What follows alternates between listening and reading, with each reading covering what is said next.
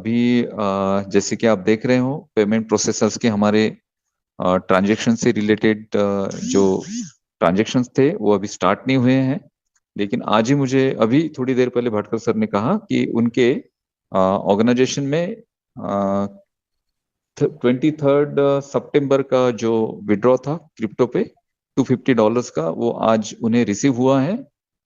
और ये बहुत अच्छी बात है। इसका मतलब कंपनी ने ट्रांजैक्शन स्टार्ट कर दिए हैं और ये प्रोसेस अभी थोड़ी स्मूथ हो जाएगी और फास्ट हो जाएगी। जिन लोगों के पेंडिंग विड्रॉल्स है उन्हें क्लियर किया जाएगा सबसे पहले, और उसके बाद ओ वेरीफाई आने के बहुत ज्यादा चांसेस हैं आने वाले 2 वीक के अंदर अंदर।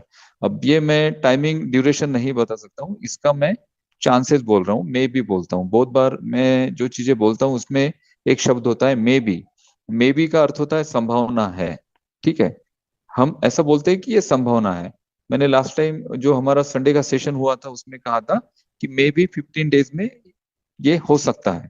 तो उस बात को पकड़ के किसी ने उस पर्टिकुलर वीडियो को कॉपी करके अपने चैनल पे अपलोड कर दिया और उसके नीचे कुछ कमेंट्स की, उसके कमेंट्स के स्क्रीनशॉट मुझे किसी ने भेजे। वहां पे वो कमेंट्स थी कि अनूप सर आप पे हम ट्रस्ट करते हैं, एटलीस्ट आप तो हमें बाकी लीडर्स के जैसा मत बोलिए। मैंने क्या बोला उसको समझिए आप। मैंने बोला मे बी, मैंने बोला संभावना है 15 दिन में हमारे पेमेंट प्रोसेसर स्मूथ हो सकते हैं, ऐसी संभावना है। तो मैंने ऐसा नहीं कहा कि 15 दिन बाद हमारे पेमेंट प्रोसेसर स्मूथ हो जाएंगे और सारी ट्रांजेक्शन्स हो जाएंगे। ये सारी चीजें मिस्टर ऐश ही आके हमें अपडेट करेंगे।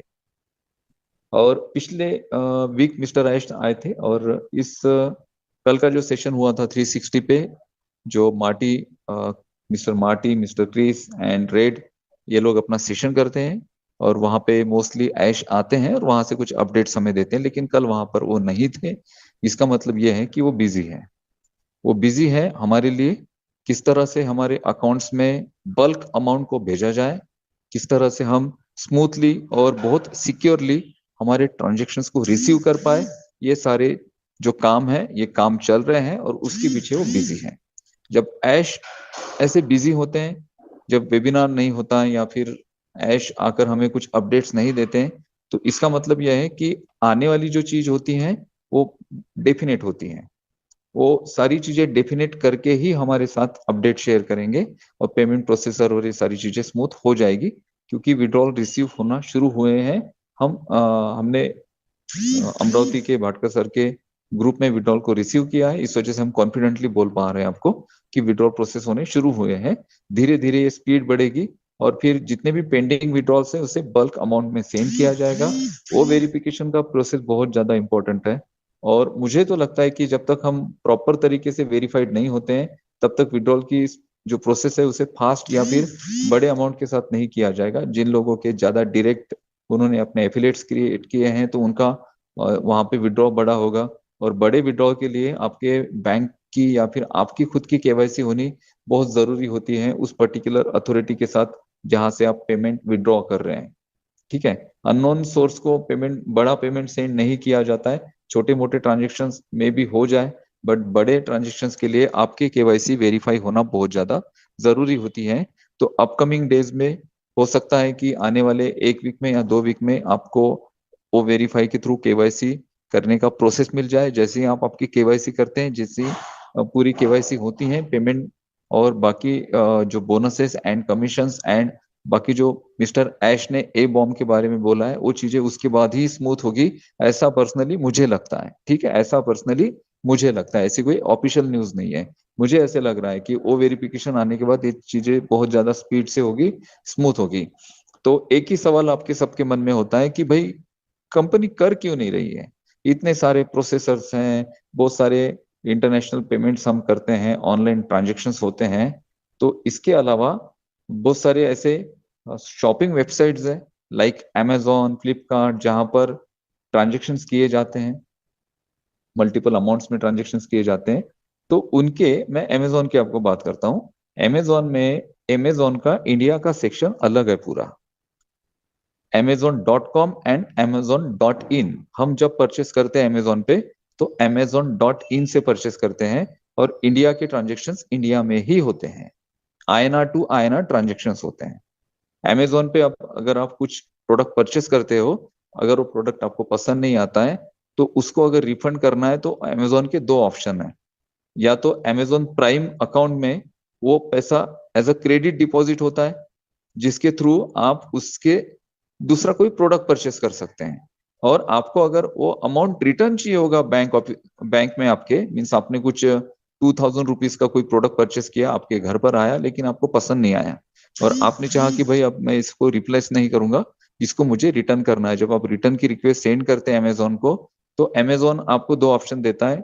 या तो आप इसको आपके अमेजोन के प्राइम वॉलेट में ले लीजिए, या फिर आपके बैंक अकाउंट में ले लीजिए। प्राइम वॉलेट में वो इंस्टेंट डिपॉजिट कर देते हैं, और प्राइम वॉलेट से आप क्या कर सकते हैं, मोबाइल रिचार्ज कर सकते हैं, किसी को ट्रांसफर कर सकते हैं वो अमाउंट। ट्रांसफर मीन्स अगर परचेस करते हैं ऑनलाइन तो वहां से ट्रांसफर कर सकते हैं। ठीक है, यानी उस पर्टिकुलर जो 2000 रुपीज का क्रेडिट आपको वॉलेट में दिया जाता है, उसको आपको यूज ही करना होता है, आप उसको कैश नहीं कर सकते हैं। ठीक है। अगर आपके बैंक में आपको वो अमाउंट रिटर्न चाहिए तो अमेजोन की आपको केवाईसी करनी पड़ेगी, और अमेजोन की केवाईसी की प्रोसेस बहुत लेंदी प्रोसेस है। मैंने पर्सनल एक्सपीरियंस किया, मैंने 5000 रुपीज का एक इलेक्ट्रॉनिक प्रोडक्ट मंगवाया था, लेकिन वो प्रोडक्ट मेरे पास दो रिसीव हुए, तो उसमें से एक प्रोडक्ट मुझे रिटर्न करना था, और दोनों भी प्रीपेड थे, कैश ऑन डिलीवरी नहीं थे, प्रीपेड थे। तो उसका क्रेडिट मुझे फिर अमेजोन ने अमेजोन प्राइम अकाउंट में दिया, क्योंकि उसकी केवाईसी की प्रोसेस बहुत ज्यादा लेंदी थी। और वो जो 5000 मुझे रिसीव हुए, तो उसमें से मैंने फिर 1000 1500 ऐसे करके करके कुछ दूसरे प्रोडक्ट लेके उस पर्टिकुलर अमाउंट को मैंने यूज कर लिया था। और आप कंपेयर करते हैं ना कि भाई अमेजोन के ट्रांजेक्शन तो बहुत स्मूथ हो जाते हैं, क्योंकि वो आईएनआर में हो रहे हैं, इंडिया में ही रिसीव हो रहे हैं, और इंडिया से ही उस ट्रांजेक्शन को किया जा रहा है। हमारे जो ट्रांजेक्शन है पूरे वर्ल्ड वाइड एक ही सेंटर में रिसीव हो रहे हैं, दुबई में। और दुबई में रिसीव हो रहे हैं, तो ये प्रोसेसिंग हमारी वर्ल्ड वाइड हो रही है।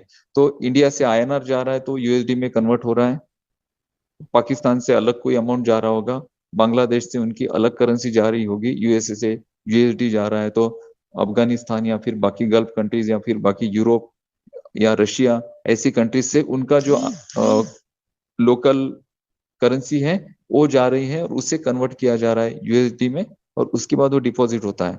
तो इस वजह से ये प्रोसेसिंग जो है ना, मल्टीपल कंट्रीज में ये प्रोसेसिंग करनी है, इस वजह से इसका जो स्मूथनेस है ना, उस वजह से बन नहीं रहा है, बाकी कोई प्रॉब्लम नहीं है।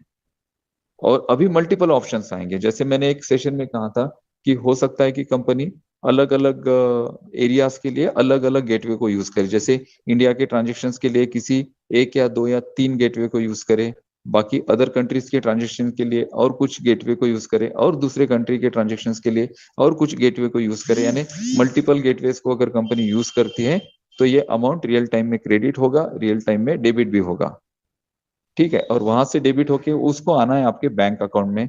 बैंक अकाउंट में आने के बाद जब आपके बैंक में यूएसडी क्रेडिट होता है, तो उसके भी बहुत सारी फॉर्मेलिटीज होती है। एक्सचेंज के थ्रू वो अमाउंट आईएनआर में कन्वर्ट होता है, उसके बाद आपके बैंक अकाउंट में डिपॉजिट होता है। और इंडिया के बाहर से अगर कोई अमाउंट आता है ना, तो उसको सस्पिशियस एक्टिविटी या फिर सस्पिशियस अमाउंट ऐसा देखा जाता है आरबीआई की तरफ से। तो उसके बहुत रूल्स एंड रेगुलेशंस है, अथॉरिटीज है, परमिशंस है, ये सारी चीजें। इस वजह से अभी तक बैंक में किसी को विड्रॉ नहीं आया। तो आप अब यहाँ पे आपके मन में ये क्वेश्चन आ रहा होगा कि कंपनी ने इसकी तैयारी तो पहले कर लेनी चाहिए थी। ये जो क्वेश्चंस आते हैं आपके मन में, उसकी मैं बात कर रहा हूँ। कंपनी ने तो पहले इसकी तैयारी कर लेनी चाहिए थी। ऑन पैसिव को क्या पता नहीं था कि इतने बल्क अमाउंट में जब लोग प्रोडक्ट परचेस करेंगे, तो उनके विड्रॉल भी देने पड़ेंगे, और बैंक में लोग अपने विड्रॉल लगाएंगे, तो इसकी तैयारी पहले करके रखनी थी। देखिए, यहाँ पर एक बात आपको समझनी है कि हम टेस्टिंग मोड पे हैं। मिस्टर ऐश ने कहा था कि हम अभी ये सारी चीजें टेस्टिंग मोड पे कर रहे हैं। हम यहाँ पर जो फाउंडिंग मेंबर है, हमारा रोल क्या है, हमारा रोल है बीटा टेस्टर। तो ये जो रियल टाइम में हम टेस्टिंग के थ्रू जो हम इशू फेस कर रहे हैं, तो हम बीटा टेस्टर है, इस वजह से इशू फेस कर रहे हैं। और हमें हमें ये फेस करने पड़ेंगे। जब हम अपने आप को फाउंडिंग मेंबर बोलते हैं, बहुत गर्व के साथ, आप देखते होंगे फेसबुक पे बहुत सारे लोगों ने ऐसा गोल राउंड बना के रखा है, उसमें लिखा है proud founding member of on पैसी, और बीच में अपना फोटो लगा के रखा है। जब अपने आप को आप फाउंडिंग मेंबर बोलते हो, तो आपको फाउंडिंग मेंबर का दायित्व और रोल दोनों निभाने पड़ेंगे। तो फाउंडिंग मेंबर का दायित्व यह है कि बीटा टेस्टिंग का पार्ट हो। तो अभी ये जो टेस्टिंग हो रहे हैं, अभी जो हमने पहले अटेम्प्ट किए थे कार्ड के, वो सक्सेसफुल हुए, वो 20 दिन 25 दिन चले, उसके बाद में उसमें ग्लिचेस आए। नेक्स्ट हमने किया, वो भी थोड़ा सा चला, फिर ग्लिचेस आए। उसके बाद अभी हमने किया था कुछ 8 दिनों पहले, उसमें 12 साढ़े 12 बजे तक ट्रांजेक्शन हुए। उसके बाद उसमें पेमेंट ज्यादा लग रहा था, 13,800 समथिंग लग रहे थे। पहले हम 12,260 या 200 या 300 रुपए में ट्रांजेक्शन कर रहे थे, जिससे हमारा ओ कनेक्ट परचेस हो रहा था, लेकिन अभी पेमेंट ज्यादा लग रहा था। मे भी हो सकता है इस प्रोसेसर की फीस ज्यादा लग रही है, और कंपनी को ऐसे लग रहा है कि ये फीस भाई ज्यादा हो रही है, 1,000 रुपीज ज्यादा जा रहे हैं लोगों के, या 1,000 या 1,500 रुपीज ज्यादा जा रहे हैं। तो इसको हम किस तरह से और कम कर सके ताकि लोगों के पॉकेट पे ज्यादा प्रेशर ना पड़े। ऑन पैसिव में बहुत सारी चीजें सोची जाती हैं। हम सिर्फ एक ही बात देखते हैं कि भाई हो क्यों नहीं रहा है, बोला गया था हो क्यों नहीं रहा है, बोलना ही नहीं चाहिए था। अरे बोला गया था, और बोलना इसलिए चाहिए था क्योंकि हमें करना है, हम कर रहे हैं। अगर हम करके नहीं देखेंगे, रियल टाइम में वो सारी सिचुएशंस को फेस करके नहीं देखेंगे, तो हमें आगे कैसे बढ़ेंगे हम।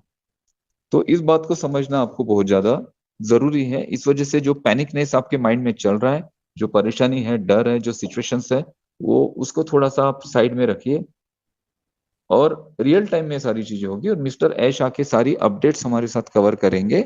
और यहाँ पे ऑन पैसिव में आपको डरने की और घबराने की तो कोई जरूरत ही नहीं है, क्योंकि कल के सेशन में मैंने कहा था कि एक स्कैमर कंपनी क्या होती है और एक रियल कंपनी क्या होती है। स्कैम करने के लिए इतने स्टाफ की, इतने लोगों की जरूरत ही नहीं है। 6 से 7 लोगों की टीम होगी स्कैम करने वाली, या ज्यादा से ज्यादा 10 लोगों की। उसमें से 2 या 3 लोग इन्वेस्टर्स होते हैं, कुछ लोग उसमें मार्केटर्स होते हैं, और कुछ लोग वहां पे डेवलपर्स होते हैं।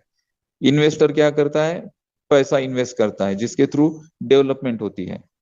एक वेबसाइट को डिजाइन किया जाता है, जिसमें ऑनलाइन जैसे ट्रेडिंग, शेयर मार्केट का ट्रेडिंग, या फिर फॉरेक्स में ट्रेडिंग, आपको वही 30% मिलेगा ट्रेडिंग में, आप इन्वेस्ट करेंगे। या फिर ये कॉइन ले लो, इस कॉइन का रेट यहाँ तक बढ़ने वाला है। तो इसमें कुछ डेवलपर्स होते हैं जो उसका प्रोग्राम डेवलप करते हैं। कुछ लोग होते हैं जो इन्वेस्ट करते हैं, वो मार्केट में 1 साल तक इन्वेस्ट करते हैं अपना पैसा, और जो कस्टमर्स का पैसा आ रहा है उसको वो 30% 20% प्रॉफिट देना शुरू करते हैं, फिर 6 महीने तक, 7 महीने तक। और जब ये बूम हो जाता है, जब बहुत ज्यादा क्राउड उसमें आ जाता है, तो पूरा हजारों डॉलर्स का स्कैम करके, बिलियन डॉलर्स का स्कैम करके ये लोग निकल जाते हैं। इसको कहा जाता है स्कैमर कंपनी,